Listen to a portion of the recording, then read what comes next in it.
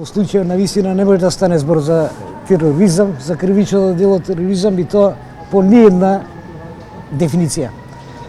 Општо е познато дека за да има дело кривично тероризам, дека е предуслов таргет да биде популацијата, цивилите да бидат нападнати, закарати, убиени. Во случај за среќа тоа не е така. Имаме класична конфронтација на две вооружени формации.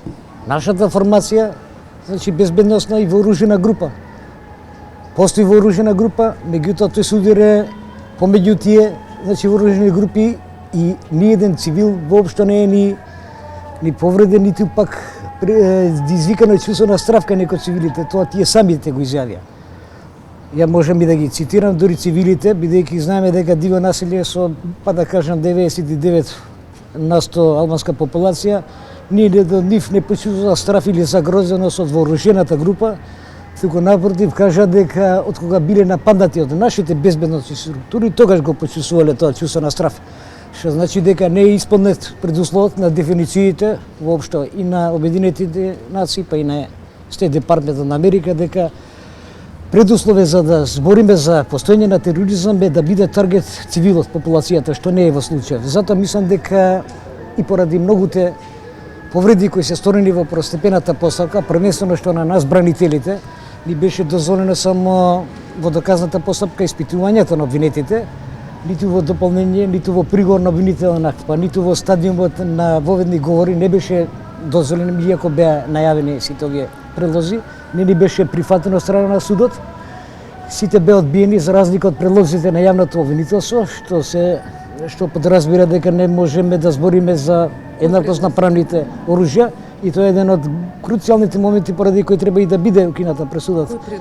Предлозите беа за испитување на сведоци, и тоа на еден енормно голем број квантитет на сведоци, кои директно имаат сознание за овој немил настан, за материјални докази, за вештачењата, за наши предлози, други поднос на апропо доказите кои беа презентирани од јавното обвинителство, а замислете на јавниот обвинител му беше дозволен дури и на крај на главната расправа, дури CD-то да се изеде како доказ, и тоа CD се испостави дека селектирано од страна на Министерството за внатрешни работи, бидејќи истото ни беше прикажано практично од пладне.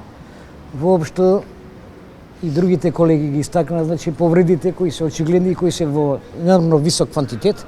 И покрај тоа што вчера обвинетите ја напуштија јавната седница, ние денеска продолживме со работа, а кривичниот совет на апелациониот суд ни дозволи да ги истакнеме сите наши жалбени наводи во една коректна постапка.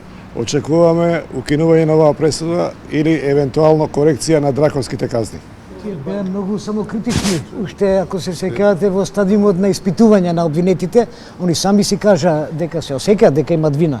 Првенствено имат вина бидејќи биле вооружени, бидејќи влегле на вистина еве од друга соседна држава дека. Меѓутоа во никој случај не би го признале таа квалификација дека се терористи.